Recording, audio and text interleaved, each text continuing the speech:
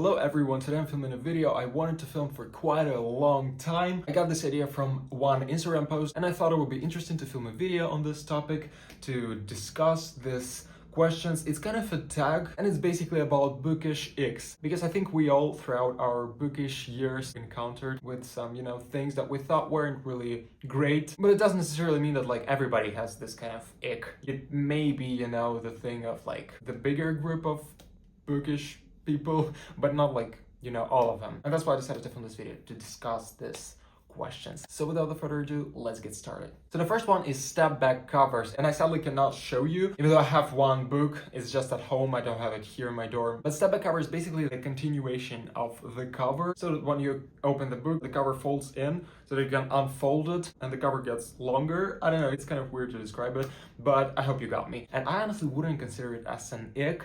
Maybe I'm not like the fan of this thing, but I wouldn't really say that I hate it. I once read a book with step back cover and I wouldn't say I liked it. It's just that like it wrinkled a lot because I used it as a bookmark, which I know that you probably shouldn't, but yeah, I decided to use it as a bookmark, and it was not the greatest thing to do, but I wouldn't say that I hated the step back cover. It's usually done to, write some info about like the author, about their other books, when the back cover isn't enough, I guess.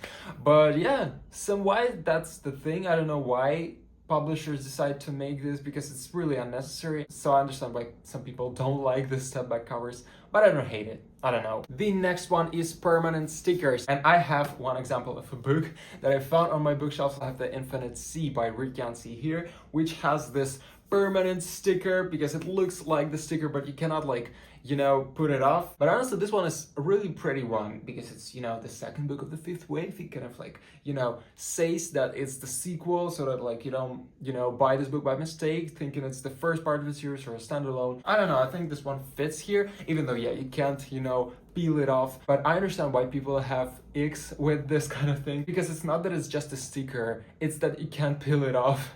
It's permanent on the cover. And sometimes I also make some advertisement for the adaptation, for example, and some people really do hate that. So if that says that it's the sequel, it's, it's kind of okay, you can live with it. But when it says that it's the movie, some readers get real triggered by it, especially when they hate the movie. But I don't know, I don't have an ick with this one. I'm like, I'm okay, let it be there if you want to say that it's the sequel. The next one is movie covers. And once again, the fifth wave, which is the first part already. The previous one was the second one. I love this series, really recommend it to you. Yeah, this one is the movie tie-in edition. I love this movie, so that's why I bought this book and this cover, because I don't know, I really, really love the movie. I think it's phenomenal, even though it's not really close to the book and a lot of details were missed from the book. But I love it, honestly. I think it's so phenomenal. So yeah, I really love the Fifth Wave movie as well as the book. So I wanted to have this book in movie tie-in edition. And I honestly have a lot of movie tie-in covers. I know a lot of people wouldn't understand why do I love movie covers so much, but for me it's kind of the way of acknowledging the movie, just for bringing me into this world,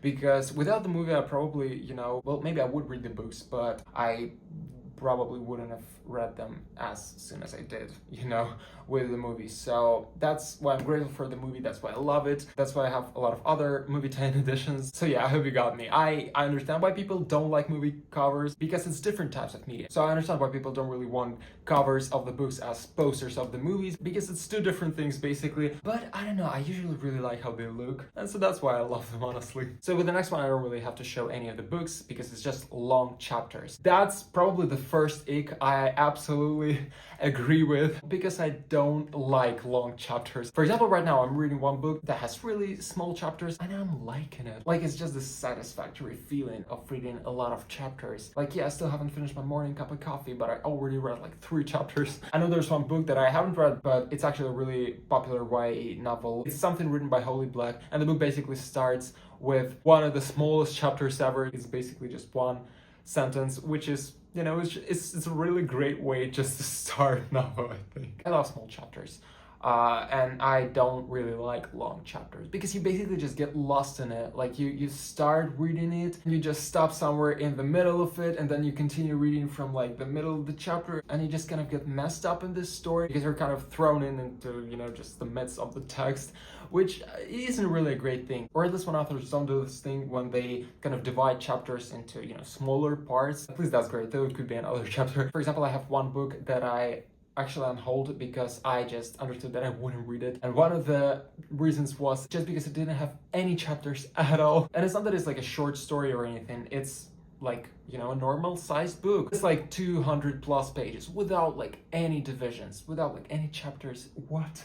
I definitely am not going to read it. It's just that you open the book, it starts and it ends on the last page. And I was like, nope, thanks, I'm not gonna read it. Well, that was one of the reasons, of course. I didn't decide not to read this book just because it didn't have chapters. The next one is same series, different size. And I honestly feel that this video is dedicated to The Fifth Wave by Rick Yancey, but I'm gonna show this series once again for the third time in this video because I do have these books in different sizes. Because when I bought the first book, I hadn't really, you know, thought on which editions I will buy the next books. So yeah, I bought this one, and I actually wasn't really thinking about like series having different sizes because it was like my first book I ever bought. But then when I finished this one, I couldn't find the second novel anywhere. I bought it as an ebook, and I didn't have the second novel at the time, and then I had to buy the third one. I really wanted to buy this one because I just fell in love with this cover, and until this day it's one of my favorite covers ever. So that's why I bought this one, and I never regretted buying this one because it's just amazing. But yeah, and then a year after I bought this one in the same edition as this one, and yeah, that's why I have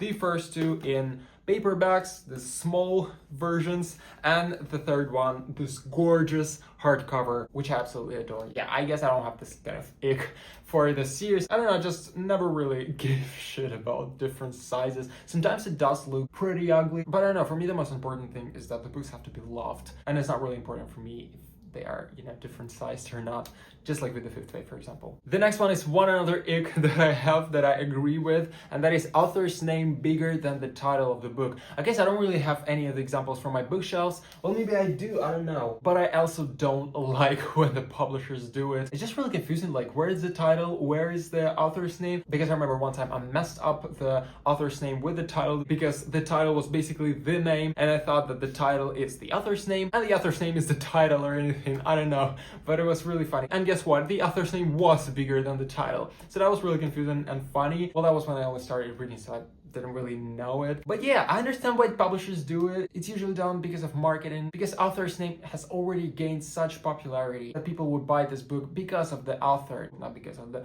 title of the book or anything. But I don't like it as well as, you know, probably the majority. The next one is mass market paperbacks. I don't hate them just because they can be really, you know, just comfortably read. You don't really have to think about not, you know, scratching the cover or, I don't know, breaking the spine, because they're basically done for, you know, this messy read, let's say, so that you don't really feel bad about, like, you know, breaking the spine or dog-earing the page. So I don't really hate them. I don't have much of them on my shelves.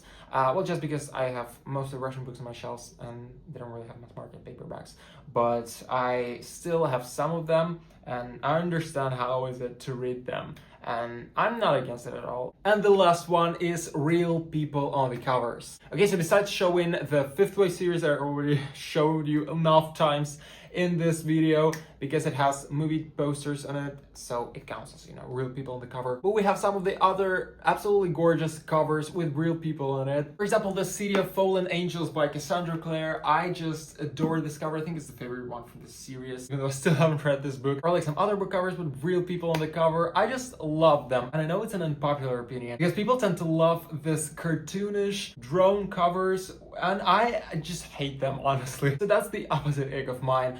I love real people on the cover when the majority probably doesn't, and I hate these cartoonish covers that people tend to love somewhat. I don't know. For me, like, the real people on the cover, yes, they may not really look like the characters, or you may not imagine them as the characters. I understand that, but I don't know, it just makes the book more real, I don't know, rather than this cartoonish cover. We're talking about the not real people on the covers, let's say. For example, I have this one, which I also adore, and it's not really real people on the cover. It is a drawing, but it does look really real, really interesting, you know? Not like it was drawn in Photoshop in like 5 minutes. This is a really cool art. Like, it could have 100% been a real girl on the cover. But yeah, that was it for the video. I hope you liked it, guys. Write down in the comments below if you have some of the bookish icks, like if you agree or disagree with some of them. Thank you so much for watching. Don't forget to follow me on Instagram. My username is @itsmedavesly. Also, don't forget to follow me on my second Instagram page, which is @ProjectMoonBook. So yeah, that's it. Thank you so much for watching, and I'll see you next time.